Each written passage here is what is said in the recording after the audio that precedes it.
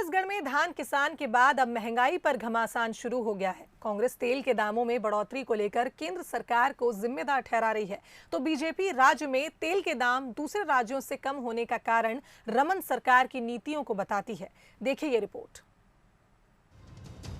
छत्तीसगढ़ में महंगाई को लेकर एक बार फिर सियासी पारा चढ़ने लगा है। छत्तीसगढ़ में दूसरे राज्यों के मुकाबले पेट्रोल डीजल के दामों में लोगों को राहत है। कुछ राज्यों में पेट्रोल की कीमत 100 रुपए के करीब है तो कहीं 100 के पार भी पहुंच गई है।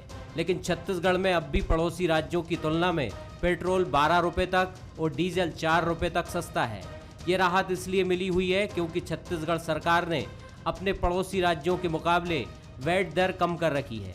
लेकिन खाद्य तेलों के दामों में भी बढ़ोतरी तेजी के साथ हुई है।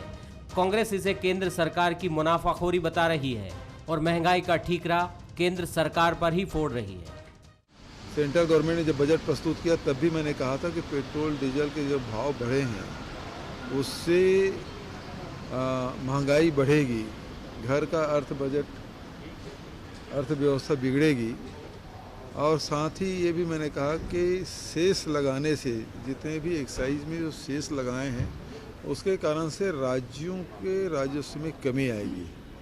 जो एक्साइज ड्यूटी था उसे कम करके उन्होंने सेस लगा दिया, तो सेस तो सीधा सेंट्रल गवर्नमेंट के खाते में जमा होना है, उससे राज्य सरकारों को इसमें भारी क्षति उठानी पड़ेगी। वहीं बीजेपी ने पेट्रोल डीजल के दामों में हुई बढ़ोतरी को लेकर अंतर्राष्ट्रीय बाजार में कच्चे तेल की कीमत का उदाहरण दिया है। साथ ही छत्तीसगढ़ में दाम कम होने की वजह कांग्रेस सरकार की नहीं बल्कि रमन सरकार के समय तय की गई नीति को बताया है। ये सब मार्केट फोर्सेस के ऊपर में डिपेंड है। पूरी दुनिया और पूरा देश जानता है कि जब से बीजेपी की सरकार आई है पेट्रोल डीजल को अंतर्राष्ट्रीय रेट के साथ में जोड़ दिया गया है और वो कंपनियां अंतर्राष्ट्रीय रेट के आधार पर तय करती हैं।